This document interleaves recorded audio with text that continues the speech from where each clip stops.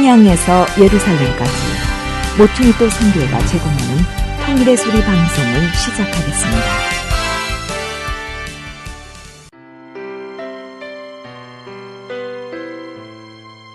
오늘의 만나 이상 목사님의 말씀을 들으시겠습니다. 많은 은혜 받으시기 바랍니다.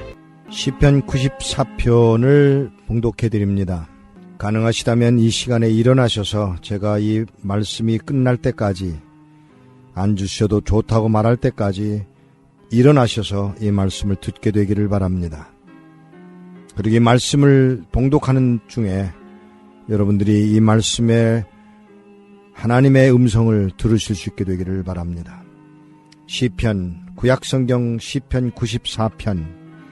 여호와여 복수하시는 하나님이여, 복수하시는 하나님이여, 빛을 비추어 주소서. 세계를 심판하시는 주여 일어나사 교만한 자들에게 마땅한 벌을 주소서. 여호와여 악인이 언제까지 개가를 부르리이까. 그들이 마구 짓거리며 오만하게 떠들며 죄악을 행하는 자들이 다 자만하나이다. 여호와여 그들이 주의 백성을 짓밟으며 주의 소유를 곤고하게 하며 과부와 나그네를 죽이며 고아들을 살해하며 말하기를 여호와가 보지 못하며 야곱의 하나님이 알아차리지 못하리라 하나이다. 백성 중에 어리석은 자들아 너희는 생각하라. 무지한 자들아 너희가 언제나 지혜로울까. 귀를 지으시니가 듣지 아니하시랴. 눈을 만드시니가 보지 아니하시랴. 뭇 백성을 징벌하시느니 고치식으로 사람을 교훈하시는 이가 징벌하지 아니하시랴. 여호와께서는 사람의 생각이 허무함을 아시느니라. 여호와여 주로부터 징벌을 받으며 주의 법으로 교훈하심을 받는 자가 복이 있나니. 이런 사람에게는 환난의 날을 피하게 하사 악인을 위하여 구덩이를 팔 때까지 평안을 주시리이다. 여호와께서는 주의 자기 백성을 버리지 아니하시며 자기의 소유를 외면하지 아니하시리로다. 심판이 의로 돌아가리니 마음이 정직한 자가 다 따르리로다. 누가 나를 위하여 일어나서 행악자들을 치며 누가 나를 위하여 일어나서 악행하는 자들을 칠까. 여호와께서 내게 도움이 되지 아니하셨다면 내 영혼이 벌써 침묵 속에 잠겼으리로다. 여호와여 나의 발이 미끄러진다고 말할 때에 주의 인자하심이 나를 붙드셨사오며 내 속에 근심이 많을 때에 주의 위안이 내 영혼을 즐겁게 하시나이다. 율례를 빙자하고 재난을 꾸미는 악한 재판장이 어찌 주와 어울리리이까. 그들이 모여 의인의 영혼을 치료하며 무지한 자를 정죄하여 피를 흘리려 하나. 여호와는 나의 요새이시요 나의 하나님은 내가 피할 반석이시라. 그들의 죄악을 그들에게로 되돌리시며 그들의 악으로 말미암아 그들을 끊으시리니 여호와 우리 하나님이 그들을 끊으시리로다. 아멘. 이제 그 자리에 앉으셔도 됩니다. 시편 94편의 말씀입니다. 구약에 있는 성경 중에 시편이라고 하는 책이 있습니다. 이 책은 삶들을 말하고 고통을 노래하고 아픔을 제시하면서 하나님 앞에 그리고 사람 앞에 이 시를 통해서 자기들의 심령을 노래하고, 아니 뿐만 아니라 더 나아가서 이 시를 통해서 자기의 고통을 토설하고 그리고 하나님이 들으시기를 바라고 또는 사람들에게 알리기를 원하는 목적으로 씌워졌습니다. 오늘 94편, 여기는 뜻밖에도 이렇게 말씀이 시작됩니다. 여호와여 복수하시는 하나님이여, 복수하시는 하나님이여 빛을 비추어 주소서. 복수하신답니다. 여호와께서 기다리시는 날이 한계가 있다는 말일 수도 있습니다. 아무 때나 언제까지나 기다리시는 게 아니라는 것입니다. 책망할 때가 온다는 것입니다. 벌을 주실 때가 온다는 것입니다. 언제까지 악인이 잘 되는 것을 보겠느냐는 것입니다. 조금 더 설명을 하지요. 2절을 보면 세계를 심판하시는 주여, 이 세상을 심판하실 이가 하나님이시라는 것입니다. 그 하나님께 지금 말씀을 드리고 있는 것입니다. 일어나십시오. 교만한 자들에게 마땅한 벌을 주옵소서라고 말하고 있는 것입니다. 여러분 아시지 않아요? 얼마나 많은 사람들이 여러분 주위에 교만한 모습으로 살아가고 있습니까? 우리를 짓밟습니다. 우리를 아주 망신을 줍니다. 우리 것을 빼앗아 갑니다. 교만한 자들에게 마땅한 벌을 주옵소서. 그리고는 이렇게 개갈이 정말 괴로운 말 한마디를 더 던집니다. 여호와여, 악인이 언제까지 개갈을 부를 것입니까? 노래할 것입니까? 아주 의기양양할 것입니까? 그리고 자신있게 걸어다니는 그 꼴을 언제까지 보실랍니까? 그들은 오히려 마구 짓거립니다. 오만하게 떠듭니다. 죄악을 행하는 자들이 어쩌면 그렇게도 뻔뻔스럽냐고 이렇게 시편 기자는 말하고 있습니다. 그리고는 하나님께 아뢰옵니다. 여호와여, 그들이 주의 백성을 짓밟으며 주의 소유를 곤고하게 하며 과부와 나그네를 죽이며 고아들을 살해하며 말하기를 여호와가 보지 못하며 야곱의 하나님이 이를 알아차리지 못할 것이라고 말한다는 것입니다. 착각하지 마십시오. 여러분들이 지금은 당할 수 있습니다. 지금은 밟힐 수 있습니다. 지금은 죽임을 당할는지 모릅니다만은 여러분들을 괴롭게 한 그 자들이 얼마 가지 아니하여 그들은 고통 중에 이것을 다 갚아야 하는 때가 올 거라고 하는 것입니다. 죽임을 당한 사람, 아벨이 죽어서 피 흘렸습니다. 가인은 시기하고 질투함으로 자기의 동생 아벨을 죽였습니다. 근데 그 아벨의 죽임을 당한 후에 아무도 거기에는 사람이 없었습니다. 아무도 보지 못했습니다. 모르는 것 같았습니다. 그런데 하나님이 말씀하시기를 그 피가 나에게 소원하여 내가 너를 징치하지 않으면 안 되는 자리까지 왔다고 하는 것입니다. 아무도 못 볼 것 같습니다. 여러분을 괴롭히는 오만한 자들이 있습니다. 교만한 자들이 있습니다. 악인이 있습니다. 노래를 부릅니다. 자랑합니다. 그들은 더 건강합니다. 배불러 합니다. 그리고도 뻔뻔스럽습니다. 그들은 하나님의 백성을 짓밟습니다. 다른 사람 아닌 하나님의 백성, 바로 여러분입니다. 예수를 구주로 영접한 여러분들을 짓밟습니다. 그리고 하나님의 소유인 여러분의 소유주가 있습니다. 하나님이십니다. 하나님은 여러분들을 포기하지 않았습니다. 포기할 생각이 없으십니다. 아들을 십자가에 못 박아 죽여 그 피로 흘리신 바 되어 그 피로 사신 바 된 것이 여러분이기 때문에 여러분의 소유주가 하나님이십니다. 그 하나님의 소유인 여러분들을 짓밟고 곤고하게 하며 과부와 나그네를 죽이고 고아들을 살해하며, 어쩌면 이렇게 정확한 표현인지 이게 수천 년 전에 기록된 말씀인데 바로 오늘에 들려지는 말씀입니다. 과부와 나그네를 죽이고 고아들을 살해하고 말하기를, 그러면서도 얼마나 뻔뻔스러운지 여호와가 못 보았다는 것입니다. 하나님이 못 보았다는 것입니다. 야곱의 하나님이 전혀 눈치채지 못했다는 것입니다. 놀라지 마십시오. 8절은 이렇게 기록합니다. 백성 중에 어리석은 자들아, 교만한 자들아, 오만한 자들아, 건방 떠는 너희들아, 너희는 생각하라. 무리한 자들아, 무지한 자들아, 너희가 언제나 지혜로울 줄 아느냐? 내가 숨길 수 있다고 생각하느냐? 묻고 있습니다. 우리의 들을 귀를 지으신 이가 듣지 아니하시랴? 눈을 만드신 하나님이 볼 수가 없다는 말이냐? 뭇 백성을 징벌하시는 이 고치식으로 사람을 교훈하시니가 징벌하지 아니하시겠느냐? 하나님은 사람의 생각이 허무하다는 것을 아신다고 기록합니다. 여호와여, 주로부터 징벌을 받으며 주의 법으로 교훈하심을 받는 자가 복이 있나니.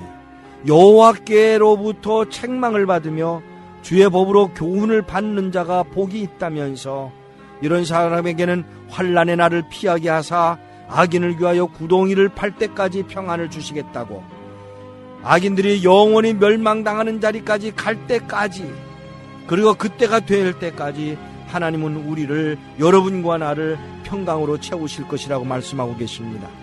여호와께서는 자기 백성을 버리지 아니하십니다. 하나님은 자기의 소유를 외면하지 않으십니다. 소유가 멸망당하는 것을, 패망하는 것을, 또는 외면당하는 것을, 그렇게 어려움 당하는 것을 외면하지 않으십니다. 심판이 의로 말미암아 돌아가리니 마음이 정직한 자가 다 따를 것이다. 누가 나를 위하여 일어나서 행악자들을 치며 누가 나를 위하여 일어나서 악행하는 자들을 칠까 묻고 있는 시편 기자는 스스로 이렇게 대답합니다. 여호와께서 내게 도움이 되지 아니하셨더라면, 여호와께서 내게 도움이 되지 아니하셨더라면 내 영혼이 벌써 오래전에 침묵 속에 잠겼을 것이다. 그리고 여호와여 나의 발이 미끄러진다고 말할 때에 주의 인자하심이 나를 붙드셨다고 설명합니다.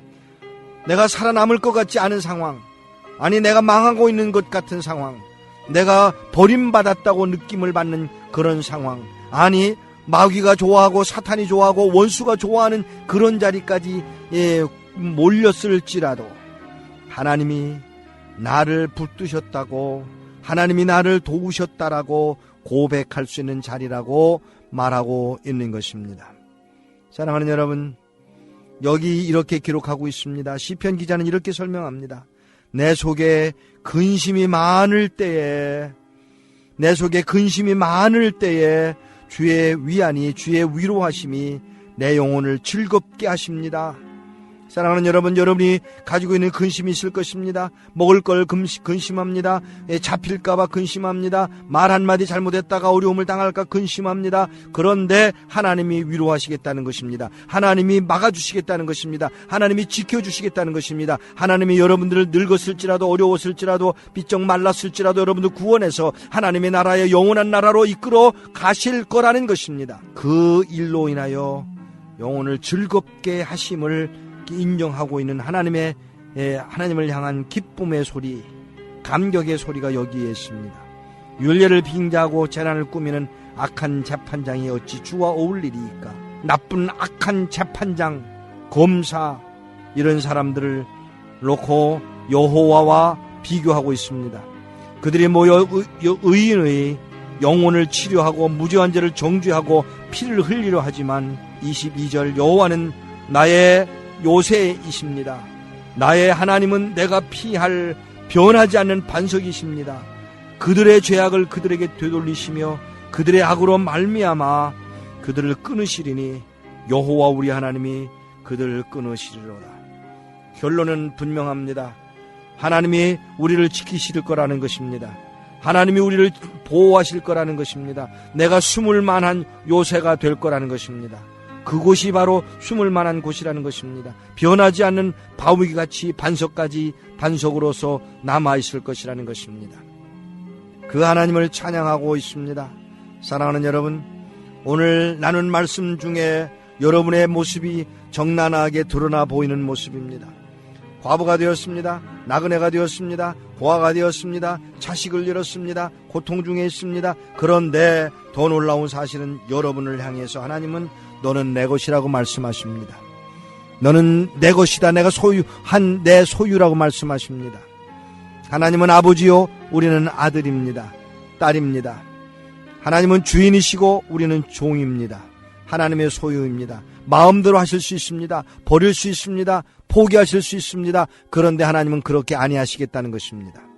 지키시겠다는 것입니다. 보호하시겠다는 것입니다. 은혜를 베푸시겠다는 것입니다. 아들을 십자가에 못 박아 죽이셨습니다. 그래서 은혜를 입었습니다. 평양에서 안타까운 것은 여러분들 가운데 하나님의 사람들이 있다라는 사실입니다. 하나님을 믿는 사람들이 있다라는 것입니다. 예배하는 자들이 있더라는 것입니다. 예배해야만 되지만 예배하고 몰래 예배하는 자들이 있더라는 것입니다. 마음으로 하는 자들이 있었습니다. 실제로 모이는 자들이 있었습니다.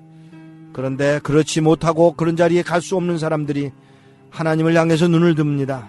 여러분 놀라지 마십시오. 많은 종교들은 자기가 뭘 찾아갑니다마는 하나님은 우리를 향해서 찾아 내려오셨습니다. 놀랍지 않습니까? 하나님이 우리에게 은혜 입히셨습니다. 하나님이 찾아오신 것입니다. 그래서 우리가 하나님의 자녀 되는 것입니다. 그 은혜를 입은 자들, 바로 하나님의 소유된 여러분과 나 이제 하나님을 찬양해야 마땅하지 않겠습니까?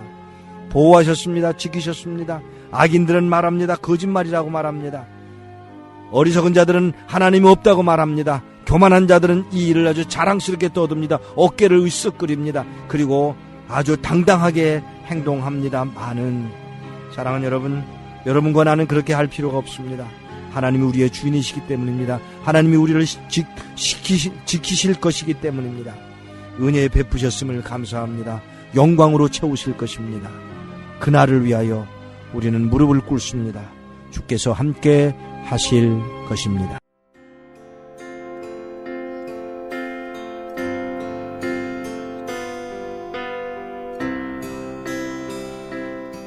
오늘의 만나, 지금까지 이상 목사님의 말씀이었습니다. 3, 2, 1, countdown.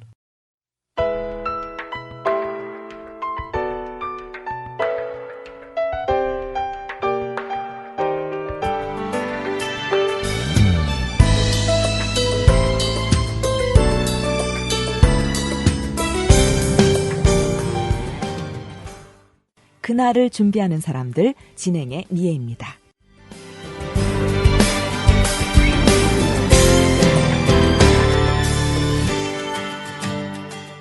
네, 오늘 이 시간은 갭 대표이시고요. 또 Finishing the Task FTT 미전도 종족 코디네이터로 일하고 계세요. 박원철 목사님 모셨습니다. 반갑습니다, 목사님. 네, 안녕하세요. 오늘 목사님 이렇게 모시게 된 이유가요. 지난 5월, 이 4월 30에서 5월 1일까지 그 경기도 곤지암에서 모퉁이돌 선교회가 함께한 메이데이 컨설테이션이 열렸거든요. 예, 그래서 오늘 목사님 모시고 좀 더 구체적으로 앞으로 이 북한의 교회를 개척하는 문제, 그런 문제에 대해서 좀 말씀 나눠보려고 합니다. 먼저 전에 방송을 못 들으신 분들 위해서 목사님께서 이번에 그 메이데이 컨설테이션이 어떤 목적으로 열렸고 또 2박 3일 동안 거기서 어떤 일들이 논의가 됐는지 조금 간단하게 말씀해 주세요. 제가 알기로는 이제 통일을 대비하는 북한 선교 모임으로는 국제적인 모임이 아마 이번이 처음이 아닌가. 물론 예비 모임이 있긴 있었는데 이제 미국 대표들 들어오고 또 브라질에서도 오고 싱가포르에서도 오고 중국에서도 오고 하는 그야말로 풀스케일은 아니지만 이제 국제적인 모임이었어요. 그래서 그분들이 다 북한에 관심이 있는 몸들이 모이셨고 이제 특별히 통일을 대비하는 이제 12가지 영역, 이제 앞으로 통일이 되면 어떤 부분들을 교회가 접근을 해야 되나 해서 이제 12가지 영역으로 분과가 나눠졌어요. 그래서 이제 그 중에 제가 맡은 건 교회 개척 분과였고, 그래서 이제 이틀 동안 누가 특별히 주도한 게 아니고 분과별로 다 앉아서 이제 상황, 팩트는 뭔가를 보고 그러면 앞으로 우리가 준비해야 될 일은 뭔가 이것을 다 분과별로 작은 소그룹으로 나눠져서 이틀 동안 그 문제를 상의하고 그럼 서로 어떻게 협력을 해야 이것을 성취할 수 있는가 하는 그런 모임을 가졌어요. 사실 모퉁이 돌은 이제 플랫폼을 제공했어요. 가장 결정적인 역할을 했고 지금도 앞으로도 그럴 것이고 그러나 거기 모인 분들은 다 단체장들도 있고 서로 다른 일을 하는 분들도 모이고 또 탈북자분들도 계셨고 그래서 자기들이 관심 있는 분야에서 무엇을 기여할 수 있는지 그래서 이제 크린이라고 하는 KRIN이라고 하는 하나의 엔티티가 형성이 된 거죠. 저 개인적으로는 이 모임이 굉장히 의미가 있다고 생각해요. 우리 민족의 일이지만 전 세계 교회들이 관심을 갖고 달려들고 있다는 것은 굉장히 좋은 사인으로 보이고 또 어느 날 그냥 happen to be 무슨 통일이 온다는 막연한 생각보다는 미래를 지금 준비할 수 있다는 것은 굉장히 좋은 태도라고 생각을 하고 그것이 몇 년이 될지 몇십 년이 될지 몰라도 준비하고 있는 것과 영 준비하지 않은 것은 그 차이가 있다고 생각해요. 그래서 이 모임에 저는 도전도 받았고 또 새로운 방향도 보이고 그래서 아주 유익한 모임이었던 것 같아요. 목사님 12개 분과로 나뉘어졌다고 말씀하셨는데요. 좀 어떤 분과들입니까? 제가 이제 정확히 기억은 잘 안 나지만 이제 의료 분과도 있고 교육 분과, 교회 개척, 교회 건축, 뭐 다양한 분과들이 있었어요. 그 안에는. 그래서 물론 기업이 해야 될 분야도 있고 경제인들 뭐 교육가 프로페셔널들이 해야 될 분야가 있지만 교회 안에 그런 그룹들이 다 있으니까 신자들을 동원해서 그런 일들을 전문성 있게 해나가면 좋겠다는 생각을 했고요. 아무래도 그 분과 중에 제일 백미라 할까 그건 역시 교회 개척 분과예요. 그것은 이제 우리 이반석 목사님도 늘 한 방향으로 달려온 것이기 때문에 이제 저도 생각에 갔고 그래서 아마 제일 치중하게 될 것은 역시 교회 개척 분과가 아닌가 그렇게 생각이 되네요. 그래서 사실 목사님을 모셨거든요. 네. 예, 교회 개척이 주님의 복음을 전하는 거, 것이 뭐 가장 중요한 일이죠. 그런데 목사님 지금 그 교회 개척 분과에서 어떤 일들을 하게 되나요? 이제 제가 이번에 하나 제안을 한 거는 이제 교회 개척을 대부분 건물 개척으로 이해를 하거든요. 그래서 북한은 현실적으로 불가능하고, 두 번째, 통일 이후에 교회 개척은 이미 늦는다. 지금 할 수 있는 이 일은 이제 남한에 2만 8천 명의 탈북자들이 와 있고, 중국 쪽의 유리방안은 50만의 지금 탈북자가 있다 해요.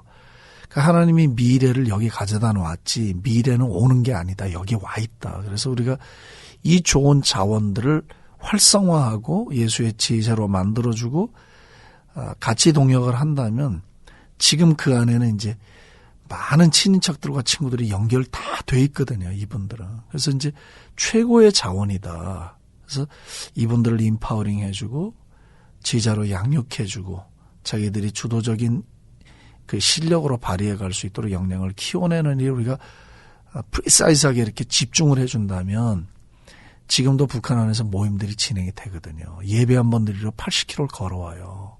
이게 예전에 중국에서 듣던 이야기거든요. 이런 이야기들이. 그래서 저는 이제 거기다가 이렇게 내로 다운을 했어요. 딱 초점을 맞춰서 사람을 키워내고 탈북자들 중심의 교회 개척 사역을 지금 할 수 있으니까 지금 하면서 동시에 북쪽과 남쪽의 일꾼들을 세워나가면 미래는 그렇게 어렵지 않을 것이다 하는 생각이 이제 전략적인 접근이거든요. 근데 이게 동의가 됐어요. 또 미국 목사님들도 와서 이 전략을 듣고는 그것이 합당하다고 동의들을 해줬거든요. 그래서 이제 이번에 이게 런치가 되게 되는 것 같아요. 지금 통일 전과 통일 후로 말씀을 하셨잖아요. 근데 통일 전이라고 할 때는 이제 막연히 우리가 통일을 기다리지 말고 지금 할 수 있는 일이 있다는 거죠. 그 지금이라는 말은 탈북자들이 이 땅에 와서 자기 식구들, 친구들, 친인척들과 지금도 전화를 하고 전화로 신방한다 그러면 아마 이 방송 듣는 분들은 안 믿으실지 몰라요. 서울에서 북한에 전화를 해서 전화로 기도해주고 영접 기도를 따라 시킵니다. 추수의 계절이 올 때는 애쓰지 않아도 곡식이 되잖아요. 그게 마치 저는 북한의 계절이 온다고 생각해요. 지금 영적으로. 많은 설명을 하지 않는데 받아들여요. 사람들이. 설득하지 않는데 받아들이거든요. 그 이제 계절이 왔다고 보고 그래서 이제 제가 통일 전이라고 할 때는 지금 탈북자들과 함께 북한 안에 각 도별로 9개 도별로 책임자들을 앉히고 24개 시의 일꾼들을 세우고 164개 군의 일꾼들을 올해 말까지 세우는 게 목표예요. 그럼 내년도의 목표는 3,811개 리의 일꾼들을 세워준다면 북한은 전역에다 커버리지로 다 덮을 수 있다고 보거든요. 왜냐하면 전쟁 전에 북한의 교회 수가 3,011개인가 그래요. 그렇다면 인구 변화도 크게 없고 지역도 거의 변화가 없고 그렇다면 현재 통일부 통계가 3,811개니까 3,811명, 3,500명 정도만 준비시켜 놓으면 기본적으로 무교회 지역은 다 없어진다. 북한도 하는 게 이제 기본적인 생각이에요. 그래서 그건 통일 전 전략이라면 통일 이후의 전략은 이 자원들과 그동안 준비됐던 저 북쪽의 자원들이 힘을 합쳐서 가정교회에서부터 도시교회까지 개척해 나가는 일을 쉽게 할 수 있다는 판단이죠. 저는 굉장히 낙관적이에요. 진짜로. 사람이 핵심이거든요. 사람이 세워진 나라는 결코 허물어지지 않더라고. 어느 나라든지. 그래서 북한의 미래는 사람이다. 그중에 최고의 자원은 탈북자들이다. 탈북자들이요. 각도에서 골고루 와 있어요. 함경 북도가 제일 많아요. 나머지는 다 골고루 와 있고요. 연령층도 20대에서 40대가 제일 많아요. 제가 볼 때 황금의 시간이에요, 지금은. 학력 수준도 아주 괜찮아요. 그래서 저는 이 모든 조건들이 지금 아주 기가 막히게 맞고 있다고 생각을 하거든요. 그래서 이제 우리 지도자들은 선지자적인 눈을 갖고 이런 것들을 빨리 캐치업해 갖고 일꾼으로 부리지 말고 이분들과 동역하고 형이 돼주고 부모가 돼줘서 역량을 키워주는 일 해주기만 하면 정말 자원이 좋아요. 질이 좋아요. 그리고 방송에서 제가 이렇게 말씀드리면 격려도 될 거예요. 왜냐하면 지금 이스라엘에 불씨가 되는 분들이 러시아에서 온 주이시들이에요. 100만이 넘습니다. 이스라엘의 그 유대인 전도의 핵이에요. 독일이 지금 불씨가 살고 있어요. 다 죽었던 나라가. 이유는 중앙아시아 스탄 컨트리에 있던 독일인들이 돌아와서 불씨가 되고 있어요. 그 이야기는 러시아나 독일이나 그 중앙아시아나 고난의 용광로 속에서 자라난 믿음들이 본국에 들어와서 불꽃들이 되어주는 거예요. 앞으로 우리 민족의 그 미래에 있어서 신앙의 순수성을 누가 유지해 나갈까? 뭐 100%는 아니라 하더라도 저는 북에 있다고 봐요. 그 신앙이. 그래서 그 순수함과 열정과 죽음을 무릅쓰는 그 예수주일주의의 신앙이 아마 북에서 일어나서 계속 번지게 되지 않을까 하는 게 이제 제 개인적인 판단이고요.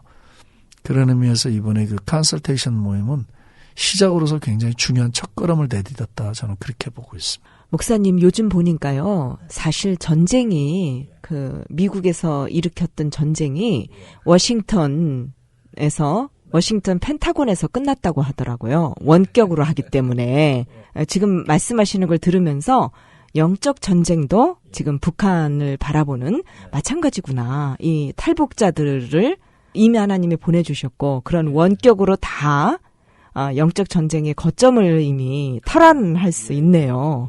그런데 탈북자들 자원이요. 보면 볼수록 신비해요. 북한의 그 보위부 예를 들면 국경지대 또 이제 뭐 군인들 수용소, 포로 수용소, 장마당 할 거 없이 친구와 선배와 후배와 인척들로 다 거밀처럼 연결이 돼 있어요. 전에는 정말 상상도 할 수 없던 일이에요. 이 일이. 근데 연결돼 있거든요. 그리고 이 사람들이 40대 지금 후반까지가 다 장마당 세대예요. 그 말은 자본주의적인 사고를 갖고 있고 사고가 유연해요. 그래서 돈이 일을 하는 시대를 맞이하고 있어요. 진짜로. 주체 사상이 중심이 아니고 돈이에요. 그러니까 조직폭력배도 있고 당간부들하고 이게 짜고 그런 일을 하는 거거든요. 그래서 연결점들이 있고 그 조직들이 다 장마당 세대 사람들이기 때문에 일하기가 수월하다는 거예요. 그러나 이게 하나님의 큰 섭리가 있다고 봐요. 저는 여기에. 그래서 탈북자들은 정말 최고의 자원이 아닌가. 통일에 있어서 교회 개척에 있어서 특별히 이분들은 제가 볼 때 베스트 리소스예요. 목사님, 그렇다면 지금 통일 전 벌써 이런 구상이 나오고 있는데요. 계획이. 저희 방송을 들으시는 청취자들께서도 통일을 기다리는 것이 아니라 벌써 이렇게 참여할 수 있을 것 같아요. 그렇습니다. 이제 몇 가지로 가능해요. 첫째는 영친운동을 해야 돼요. 영친운동이 뭐냐면은 영적인 친부모가 되는 운동을 말해요. 그래서 북한 안에 있는 우리 일꾼들, 성도들, 전도 대상자들을 한 분 한 분씩 영적인 부모가 돼서 기도해 주는 운동. 이게 북한 교회 개척사역에 저는 아주 최고 중에 최고라고 생각을 해요. 어수하지 않고 어떤 숫자가 아니라 정확하게 1대1로 맺어져서 그것을 위해서 기도하고 물론 이름은 가명을 드리겠죠. 지역도 대략 뭉뚱그려주고 기도 제목과 함께 그러면 그걸 붙들고 기도할 때 실제적인 성령님의 역사가 그 안에 일어나겠고 둘째는 물질의 헌신도 따라와야 돼요. 한 달에 50불이라도 사랑에 복음이 들어갈 수 있는 길들을 터주는 역할을 해야 되거든요. 말씀드린 것처럼 이제 탈북자들이 복음의 자료를 안에다 넣어줄 수 있는 일들. 지금 참여가 가능하거든요. 정말 실제적으로 자료들이 안으로 막 들어가고 있거든요. 그래서 이제 그게 한 달에 20불이라도 50불 참여함으로 해서 통일을 지금 참여할 수 있게 되는 거죠. 그 세 가지 정도 차원에서. 이제 앞으로 정말 구체적인 계획을 가지고 또 저희 청취자 여러분들과 기도 제목을 나눠주시면 감사하겠습니다. 오늘 이 시간 저희가 갭 대표이시고요. 또 Finishing the Task FTT 미전도 종족 코오디네이터이세요. 박원철 목사님과 함께했습니다. 목사님 고맙습니다. 감사합니다. 지금까지 그날을 준비하는 사람들이었습니다. 고맙습니다.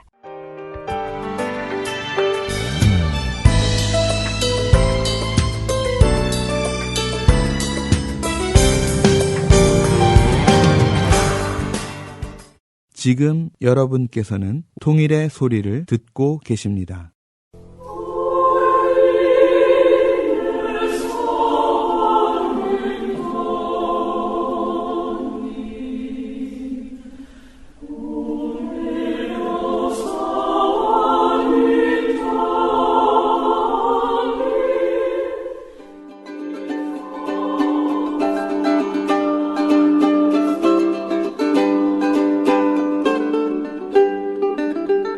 통일을 준비합니다. 실향민 부모를 둔 이반성 목사와 북한 평양 출신 김요한 목사가 하나님이 이루어주실 통일을 기대하며 나누는 통일 이야기.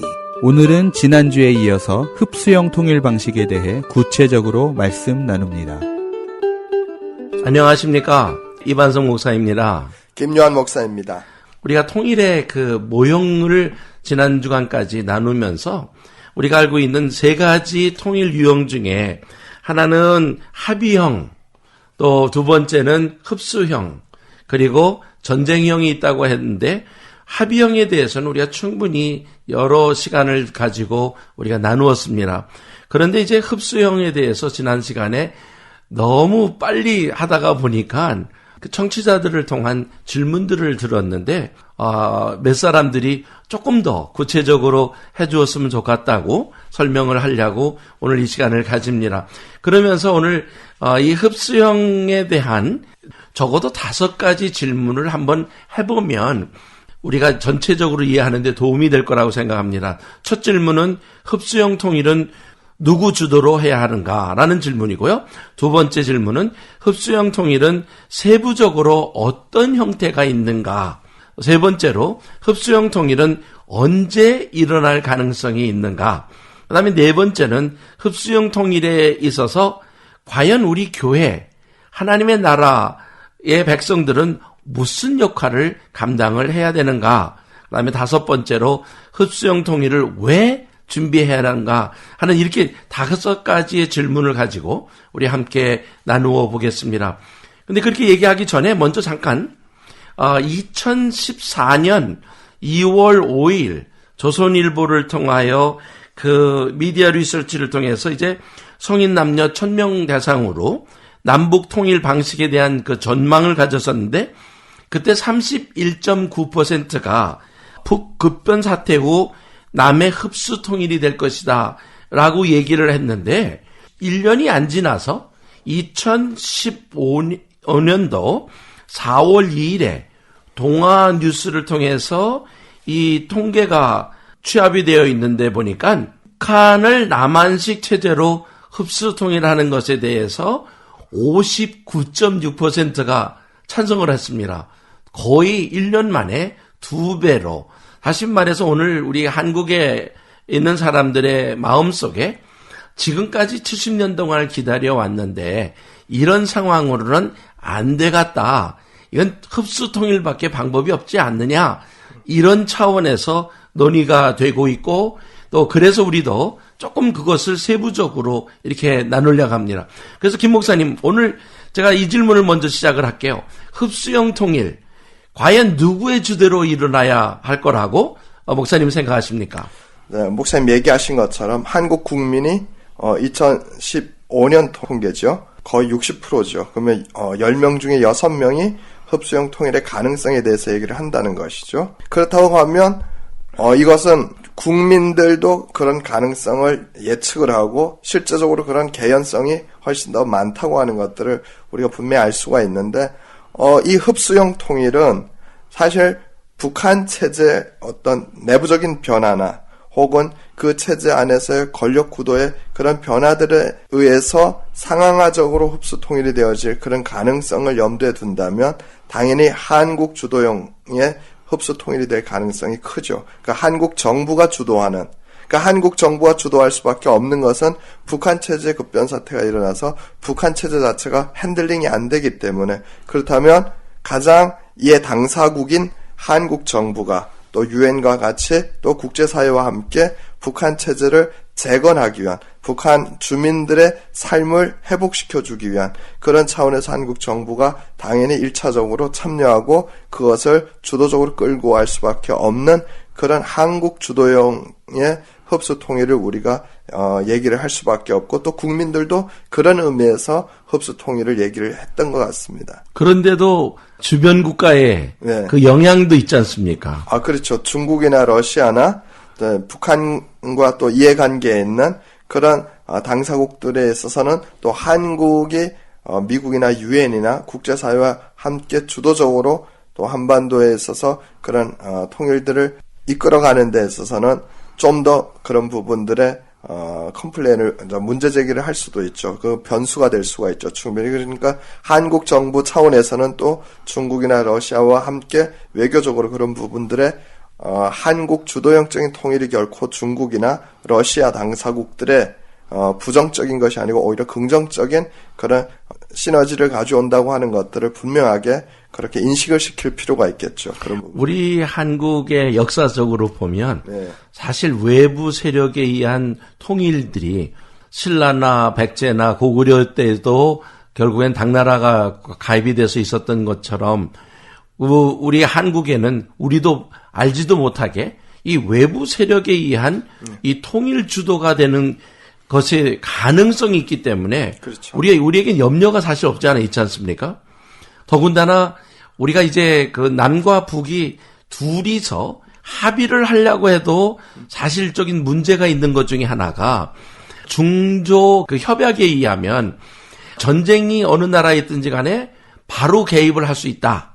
또 두 번째 요청을 할 때는 항상 와서 그 요청에 응해줘야 된다. 근데 세 번째 항목이 너무나 놀랍거든요.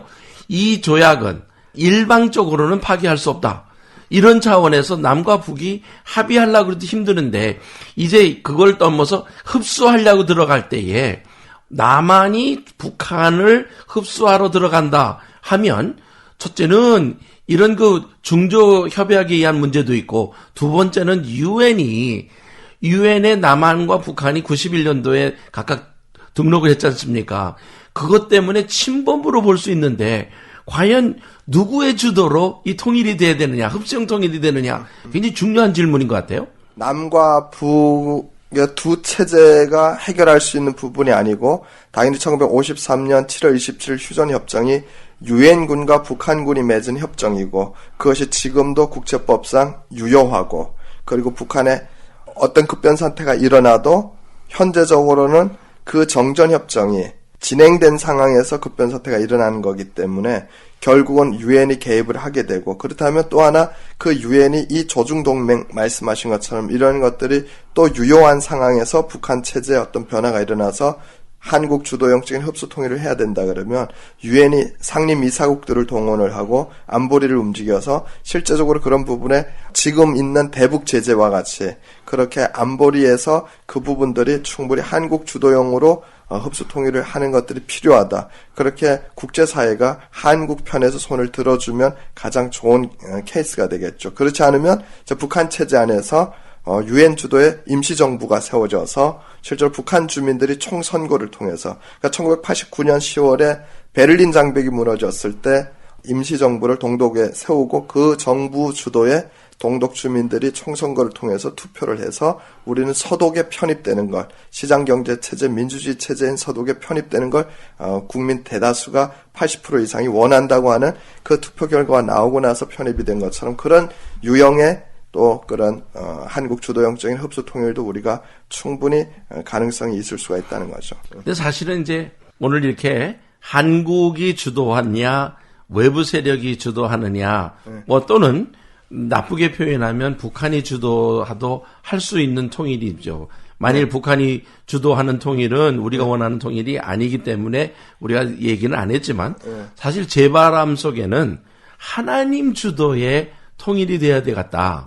그 말은 피 흘림이 없이 평화적이고 복음이면서 하나님의 뜻대로. 근데 그런 일이 사실 성경에도 지난번에 잠깐 얘기했습니다만은 성경에도 있었고 우리 한국 역사 속에도 있지 않았습니까? 네. 우리가 정확하게 어떻게 하나님이 하실는지는 몰라도 저희들의 기도는 하나님 주도적인 통일이 되게 해주세요라고 하는 것이 아마 우리 신앙인의 자세일 것 같습니다. 아멘. 그렇죠? 비록 하나님이 한국을 도구로 쓰시고 또 해외에 있는 다른 나라를 쓰실는지는 몰라도 결국에서는 하나님의 주도형의 통일이 된다. 이렇게 한번 바라보면서 우리 두 번째 질문으로 한번 넘어가 보겠습니다. 왜냐하면 조금 전에 지금 목사님 얘기해 주시면서도 잠깐 얘기를 하긴 했지만 이 흡수형 통일은 세부적으로 어떤 형태를 갖고 있는지 한번 목사님 나열을 한번 해주시면 좋겠습니다. 예, 그러니까 남북한의 경우 이 흡수형적인 통일이 발생할 가능성을 크게는 세 가지로 보거든요. 그래서 첫 번째가 어느 한 편이 다른 편에 의해서 무력으로 흡수 통일이 되어지는 그런 가능성이 첫 번째. 그렇죠. 무력형이네요. 예. 그래서 무력형의 흡수형 통일을 얘기하는 거죠. 그리고 또 하나는 북한 체제 안에서 서독과 같은 경우죠. 동서독과 같은 경우, 동독의 변화가 일어나서 개혁 개방을 원하는, 그래서 북한 체제 변화가 긍정적인 방향으로 일어나서 그래서 합의하에 흡수 통일이 되어지는, 그러니까 북한 체제에서 그 개혁 개방이나 또 혹은 체제 자체의 변화를 통해서 우리가 지금의 체제가 아닌 더 나은 민주주의 체제로 가기를 원한다. 그래서 북한 안에서 그들이 한국의 이 민주주의 체제와 시장경제 체제에 편입되고자 하는 합의에 의해서 그렇게 일어나는 이 합의형적인 흡수 통일이 있을 수가 있죠.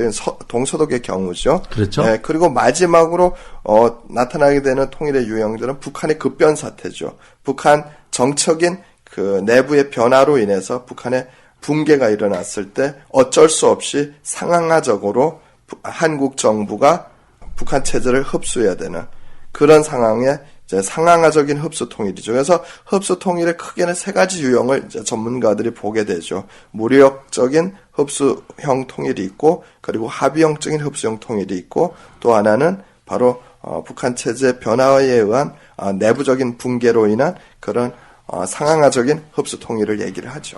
그러면 오늘 우리가 이제 시간이 벌써 다 돼 가는데 세 번째 질문은 다음 시간에 하기로 하고, 이 두 번째 질문이었던 흡수형 통일을 세부적으로 어떤 형태가 있느냐를 우리가 볼 때에 결국에는 이 무력형이든 합의된 흡수 통일이든 상황적이든 이 통일의 그 주도에 따라서 과연 어떤 결과가 나오냐, 이제 우리가 그렇게 이해가 되게 되네요. 근데 지금 조금 전에 목사님이 말씀하시는 중에 상황화된 그 차원이 가까이 와 있는 것처럼 마치 북한 내부에 붕괴가 일어나고 난, 그런데 이 얘기를 우리가 하면서 보편적으로 우리 한국에 있는 사람들의 생각 속에는 함부로 얘기하면 안 되는, 그럼에도 불구하고 최근에 남한의 박근혜 대통령이 그 발표할 때의 내용은 거의 흡수형 통일로 얘기를 한 것을 저희들이 기억을 합니다.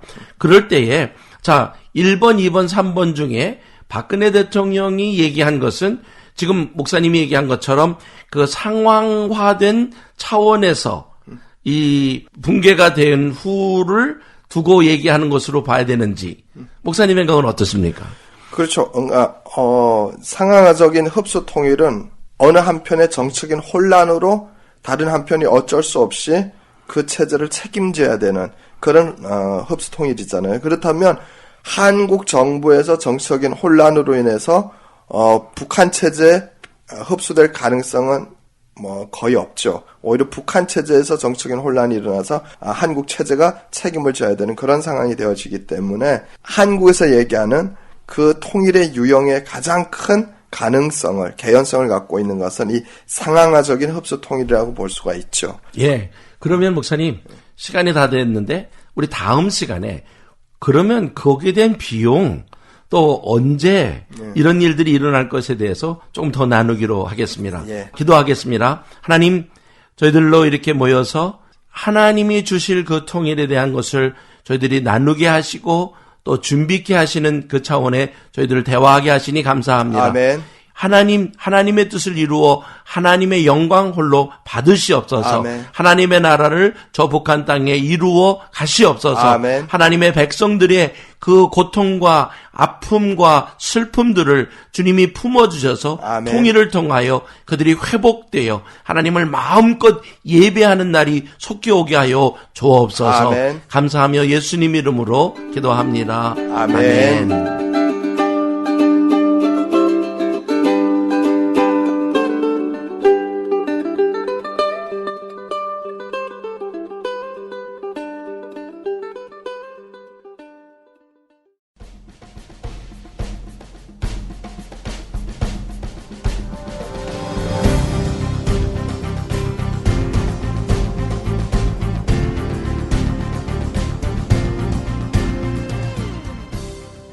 붉은 예수쟁이.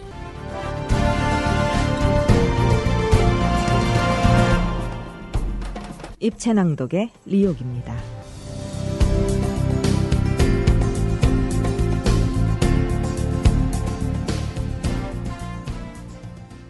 이 글은 중국에서 섬기고 있는 한 일꾼의 편지입니다.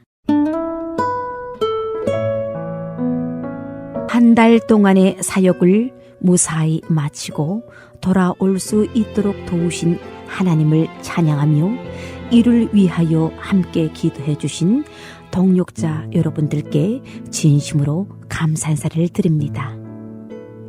하나님께서 먼저 세밀하게 계획하신 하나님의 일들을 제게 보이시는 것이 얼마나 기뻤는지요. 일터로 들어갈 때 이를 위하여 노트북 컴퓨터를 가지고 갔습니다.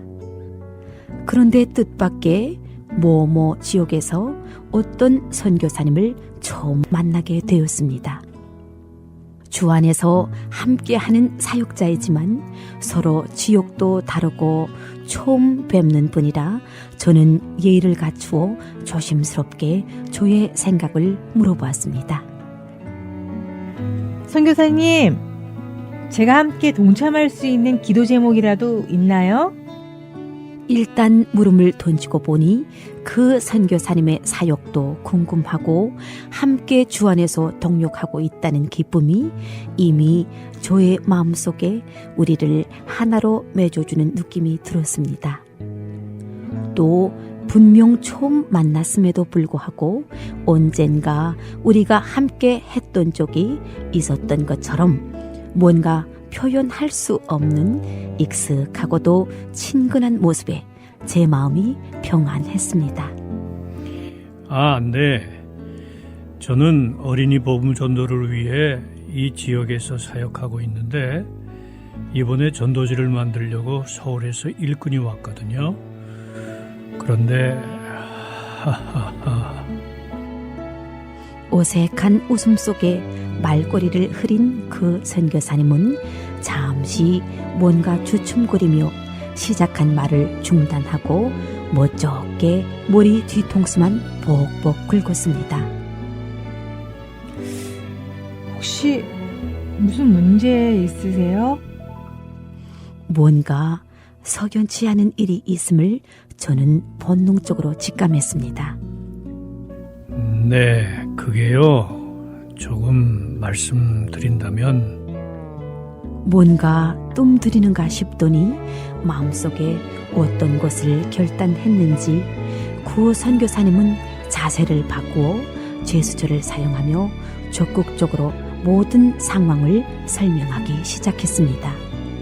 서울에서 일을 돕기 위해 일단 사람도 왔고 그래서 전도지를 당장 만들어야 하는데 지금 우리에겐 그것들을 만들 컴퓨터와 타자기가 없다 이 말씀입니다. 굳이 표현하자면 팥속에 없는 찐빵과 같은 셈이죠. 하하하. 그래서 지금 급히 기도하고 있는 중입니다. 듣고 보니 생각보다 심각한 상황은 아닌 것 같았습니다. 왜냐하면 제게 이미 들고 들어간 노트북 컴퓨터가 제 손에 있었기 때문입니다. 그리고 주님을 위한 그분들의 헌신과 사역은 곧 동역자로서 저의 기쁨이고 같은 섬김이라고 생각했기 때문입니다. 고민할 여지도 없다고 생각했습니다. 아, 그러셨어요. 선교사님, 그런 거라면 걱정하지 마세요. 여기 이렇게 주님이 저를 통해서 미리 준비시키셨네요. 주님도 참. 그 이야기를 듣고 난 저는 기쁜 마음으로 가져간 노트북 컴퓨터를 선뜻 전해주자 그는 너무 감격해하며 응답하신 하나님께 영광을 돌렸습니다. 사실 중국에서는 18세 이하에게 복음을 전하는 일이 국가에서 불법으로 규정되어 있습니다. 그럼에도 불구하고 그들에게 복음을 전하기 위하여 중국의 여러 지역에서 일꾼들이 이렇게 열심히 뛰고 있으며 하나님은 그들의 필요를 그때마다 채우시면서 내가 너희와 함께 하심을, 내가 너희들의 도움이심을 저희들에게 보이고 계십니다. 즐거운 마음으로 이러한 일을 뒤로하고 저는 급히 다른 사역지로 발걸음을 옮겼습니다. 그런데 그곳 추위는 시베리아를 방불케 하였으며 어렵게 현지에 도착했을 때 제가 처음 들은 소식은 너무나 제 가슴을 더욱 춥고 시리게 했습니다.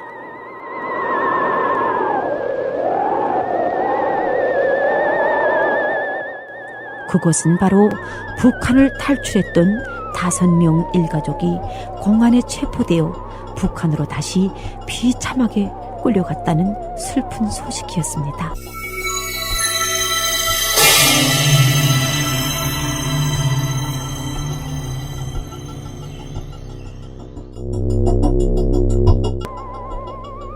그들이 북한을 탈출해 굶주림과 추위 속에 떨며 길을 잃고 헤매다가 다음날 오전 9시쯤에 한 성도를 간신히 만나게 되었고 또 함께한 그들은 그 성도의 인도로 교회를 따라 가게 되었다고 합니다.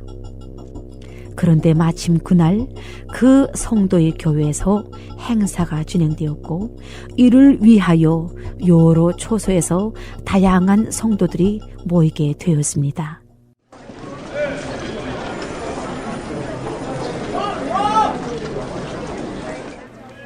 성도들이 행사를 모두 마치고 돌아갔는데 그들 중 누군가가 이들을 공안에 고발해 어느 순간 갑자기 경찰들에게 체포되어 끌려갔다는 것이었습니다.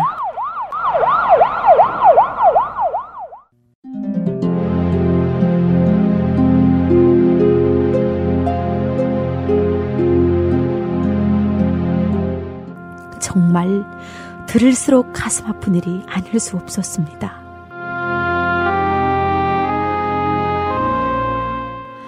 왜냐하면 전에는 어떤 극가적 범죄나 사상적 문제로 탈출했지만 지금의 북한 사람들은 그것과는 전혀 상관없이 단지 먹을 것이 없어서 고스란히 앉아 굶어 죽을 수가 없어서 먹을 것을 찾아 생명을 연명하려고 가족 단위로 탈출하는 면들이 지척이었기 때문입니다.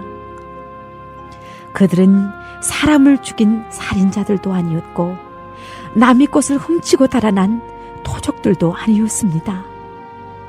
단지 밥 한 끼에 목숨을 건 한없이 배고픈 사람들이었고 한 끼만 배불리 먹어도 행복해하는 너무나 평범하고 연약한 북한의 내 민족, 내 형제들이었습니다. 배가 고파 굶주려 밥 한 끼 얻어먹으려 목숨 걸고 중국을 향해 두만강을 건너왔다가 속수무책 너무나 억울하게 다시 끌려간 그들의 모습을 생각하니 가슴속까지 눈물이 차올라 밤새 잠을 이룰 수가 없었습니다. 어느덧 나의 눈물은 통곡이 되었고 그 통곡은 하나님을 향해 비오듯 흐르는 눈물의 기도가 되었습니다. 하나님, 어떻게 해요? 제가 그들을 위해 지금 무엇을 할 수 있어요? 네? 가슴이 너무 찢어지고 아파요. 하나님, 그들은 헐벗었고 굶주렸습니다. 온몸이 얼었습니다. 아니 하나님, 도무지 그들이 무슨 죄가 있습니까? 아니 왜 이런 일을 당해야 합니까? 하나님, 말씀 좀 해주세요. 네, 하나님. 찢어질 듯한 심적 고통을 느끼며 통곡 속에 부르짖는데 하나님은 잠시 침묵하고 계셨습니다. 다음 날 아침 밤새 아팠던 가슴속의 눈물이 마를 새도 없이 우리를 더욱 안타깝게 하는 소식이 또 하나 들려왔습니다. 어떤 분이 북한의 친척 방문차 들어가 언니를 만났는데 주석 성경 한 권을 가지고 갔다고 합니다. 그것을 본 북한의 언니가 그 주석 성경을 몹시도 가지고 싶어하는 눈치였으나 자신도 매우 아끼는 것이고 또 오랫동안 기도하고 지인으로부터 소중하게 얻은 것이기에 차마 주지 못하고 그냥 가지고 나왔는데 돌아오고 보니 주고 오지 못한 것이 너무나 후회된다고 말하였습니다. 그 이야기를 듣고 있던 우리 중 한 사람이 못내 서운해하며 아쉬워하였습니다. 에휴, 차라리 그것을 언니분께 주고 왔으면 하나님이 더 큰 것으로 채워주셨을 텐데 아쉽네요. 다음에 들어가시면 주저하지 마시고 꼭 성경을 주고 오세요. 그러면서 자신이 가지고 있던 성경 한 권을 그 아주머니에게 주었습니다. 저는 이곳을 통해 다음 한 끼를 걱정해야 하는 그렇게 열악하고 어려운 환경 속에서도 말씀에 목마른 사람들을 발견할 수 있었고 또 하나님에 대한 사모함과 믿음의 열정이 그 어느 곳보다 더 큰 것임을 목격할 수 있었습니다.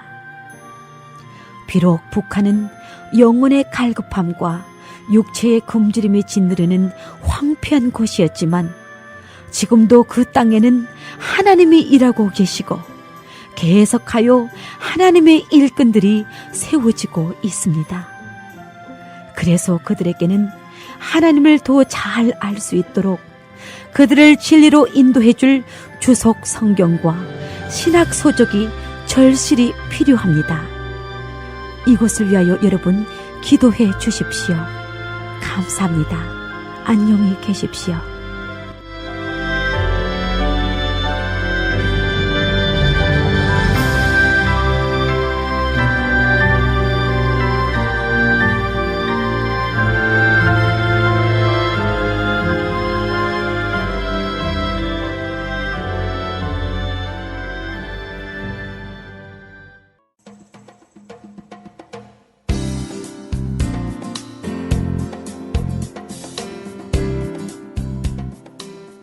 지금까지 여러분께서는 입체낭독 붉은 예수쟁이를 들으셨습니다.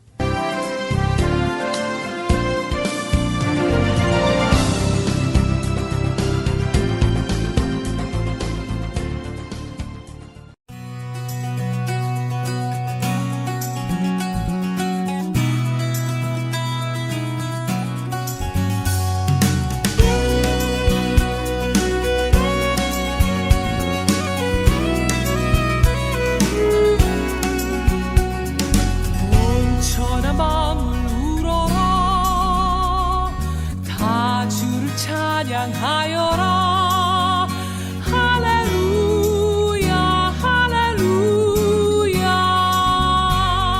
저그 빛나는 밝은 해 저그 빛나는 밝은 달 하나님을 찬양하라 할렐루야 할렐루야 할렐루야.